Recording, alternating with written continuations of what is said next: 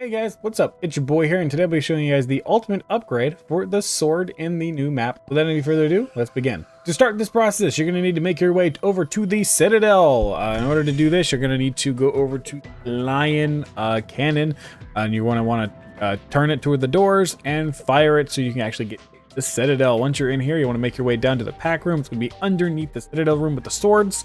Once you're down in here, you're gonna see this blue crate. It's gonna have 3 locks on it. Shoot all 3 of those locks. This big boy is gonna come out, and he's gonna be fast as fuck. Kill him. Once you've killed him, he's gonna drop a blood crystal. Now be careful picking it up because he does explode. He does, not the crystal. Once you pick up the crystal, run it over back to the blue crate, place it inside this red little vortex thing. Once this happens, Pack-a-Punch will spawn, and you are ready to proceed to the next step. The next step is literally just waiting till round 10, because round 10 is where the zombies you'll need to kill start to spawn. Now, once you have made it to round 10, this is where you can now begin the process of the swords. The zombie you're going to want to look out for is wearing a knight helmet. Once you have shot him, from anywhere else other than his head, because he is impenetrable in his head. But once you've killed him, he'll drop a stamp. You want to take that stamp over to one of the swords and begin the process. Now, for this video, we're going to start with the fire one, because I like fire. So, you're going to walk it over to the dragon icon statue, and you're going to pick up the sword. You're going to run back over to the dragon room, which is where the juggernog is. You're going to see up the top of the stairs a dragon pedestal. Place the sword in there. The dragon will then light up, and on the wall you'll see 3 little dots. These dots represent braziers that you'll need to bring over to the dragon. So the first one's going to be up on the wall. Gonna be lit up. You want to take it and hold your interaction button on it. Once this happens, you're going to be on fire like a human torch, and you're going to be fast as fuck and taking damage. You want to use this and run it to the dragon icon and dump the fire on the dragon. During this process, a lot of zombies are going to spawn around you as you're running back, so just in this case, dodge and weave, motherfucker. Dodge and weave. Now, that's the first one done. You can kind of keep track on the progress up on the wall, because as you complete them, the dots will disappear. So the second one is going to be over in the spawn room, or the spawn area, I should say. It's going to be in front of the building that has the rage serum on it. And you basically, again, pick it up, run it all the way back, dodging and weaving the zombies that spawn in front of you, all the way back up to the dragon before you die. Now, the third one is going to be kind of in the spawn area. It's going to be on the left side, if you're looking at the statue, where on the path to go up to Deadshot Daiquiri. It's going to be right outside the gate that you open, and it's going to be right on the nature's path here. You simply, again, pick it up, and you run it all the way back to the Citadel room with the jug, and place it on the dragon. Once you've placed all 3 of the fires on the dragon, he will then illuminate the sword with his fire breath.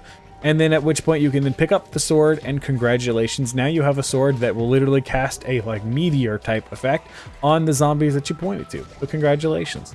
Now moving on to the next one. The next one we're going to be moving on to is the lightning one. This one is fairly straightforward. Simply pick up the sword after you get another stamp from another zombie. Once you've started this process, each zombie at every round will spawn in the night zombie. Simply just pick up a stamp and place it on a sword. Easy goes. But once you have another stamp and you've gotten the lightning sword, which will be the one with the deer antlers, that will be the lightning sword, you simply then want to go into Deadshot Daiquiri.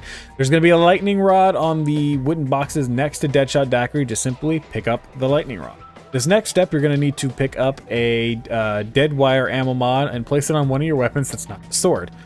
Then you're going to want to run over to this little kind of like cutout area in the courtyard. Next to this wooden door, there's going to be this little electrical box.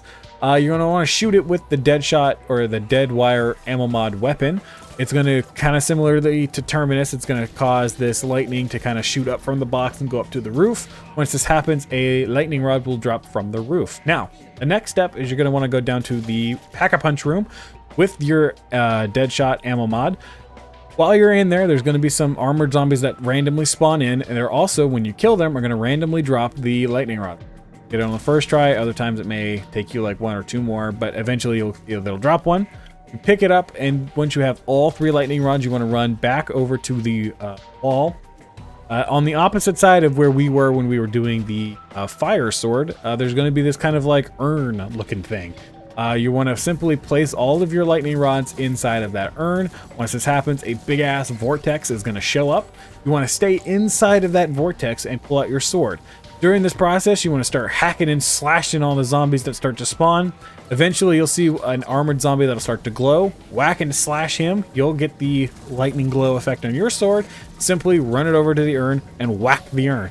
Every time you whack the urn, it'll transfer from your sword over to one of the lightning rods. You need to do this 3 times to get him on all of the lightning rods. Once this happens and all of them are lit up, you simply place the sword inside of it.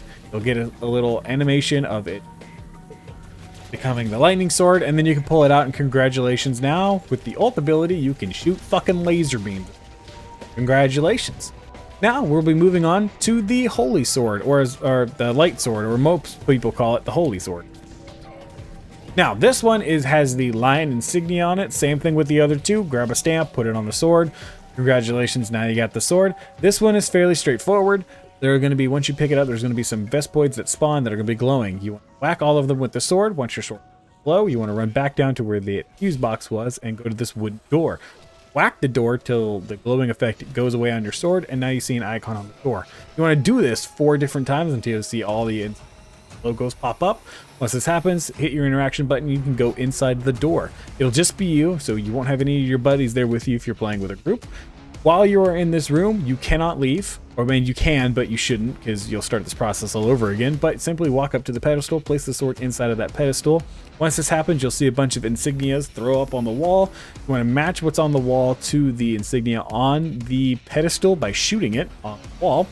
Once you do this, you'll see it disappear from the wall and from the pedestal, and a new one will appear. You want to keep doing this until you have no more on the wall and no more on the pedestal.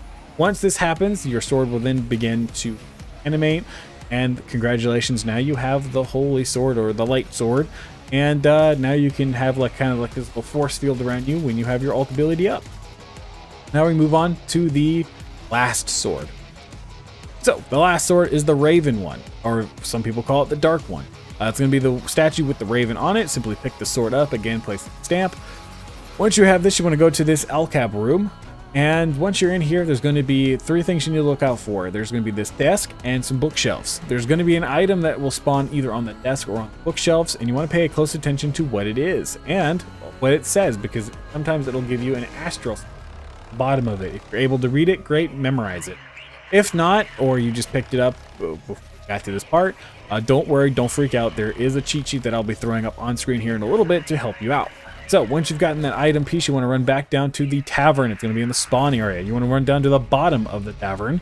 Once you're at the bottom, you'll see this kind of runic circle thing on the wall. You want to place the item in there, and then you want to place your sword in the little slot.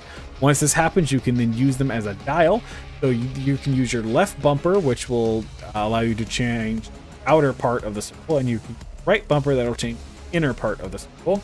This cheat sheet up on screen now that you're here will basically tell you, depending on what item you had, what symbol you need to look for. Whether it's like a upside down triangle, a standing up triangle, or a triangle with a line through it, just pay attention to what, obviously your item will be different from mine, so don't base it off mine, because I have a rock. But yeah, so if you have a rock like me, congratulations, you get to just literally follow what I do. If you have anything else like a jawbone, yours is going to be a little bit different, but just again use the cheat sheet up on screen here to help you find what you're looking for. Now once you have gotten to this part, you then match up that symbol with an astral symbol. So for me, mine was Pisces. Yours might be a little bit different. This part comes down to whether or not you were able to see or remember the astrology sign associated to that part. If, however, you missed it, couldn't see it, or you grabbed it without getting to that part, don't worry. As you can see on this cheat sheet here, based on whatever symbol you had, like triangle symbol you had, you have 3 different options for an astrology sign specific to your thing. If you don't remember, or you never saw it in the first place, don't worry. You can just choose. You can kind of just go down the list here on that specific sign that you have, and do a little bit of trial and error. You do have multiple attempts to try and get it right, and if you fail it enough times where it won't let you do it again, just proceed to the next round and it'll give you again. But once you've done this part and you've gotten it right and whatnot, you'll see a portal pop up on the floor. And you'll also start to see some orbs come out of the wall. You want to lead those orbs to the portal on the floor. Once you do this enough times and enough orbs have gone in said portal, you'll see this kind of like purple haze thing up here out of that portal. Close it and move to the next location. Just simply follow it to the next location, which will be the upstairs part, or not really upstairs, but the regular first floor, I guess you would call it, of the tavern. Simply again lead those orbs to that portal. During this process, there are going to be zombies spawning on you, or not really spawning on you, but you'll have zombies on you, unless you have one of your buddies keeping one of the zombies, which I'd highly recommend, because if a zombie gets whacked by it, the orb will then get destroyed and another one will pop out of the wall, and so it'll just take you a little bit longer. Be careful though, because these orbs do actually kind of hurt you, so just be on the lookout for that. Once you're done with the bottom floor, or the first floor, it'll take you up to the top floor where the pool table is. Simply again, just lead the orbs over to it. You don't even have to walk down the stairs. The orbs will just come to you from the downstairs. You could just sit up there and wait for them. Once this part has finished, it will lead you back down to the bottom of the tavern and the subflooring where the dial is on the wall. Once you've gotten to this step here, you can just simply hold your action button on the sword. The sword will come out, go into the void, pop back out, and congratulations, now you have the Raven sword. Now with this sword, you can summon a rift that'll pop up in the air when you hit your ult, and any zombies in the general vicinity will get destroyed. One thing I do want to add though, is that during the process of you punching in the codes or whatnot on the wall, don't want to try and line it up at the top, line it up at the bottom. It's the bottom part you're going to want to look at, because it has the little dial thing on the bottom. So line it up at the bottom, not at the top. But yeah, this basically completes the ultimate guide here to upgrading all the swords. Hope you guys enjoyed the video here. If you guys did, make sure to smash the like button. If you guys are new to the channel, consider subscribing, and I'll see you guys in the next one.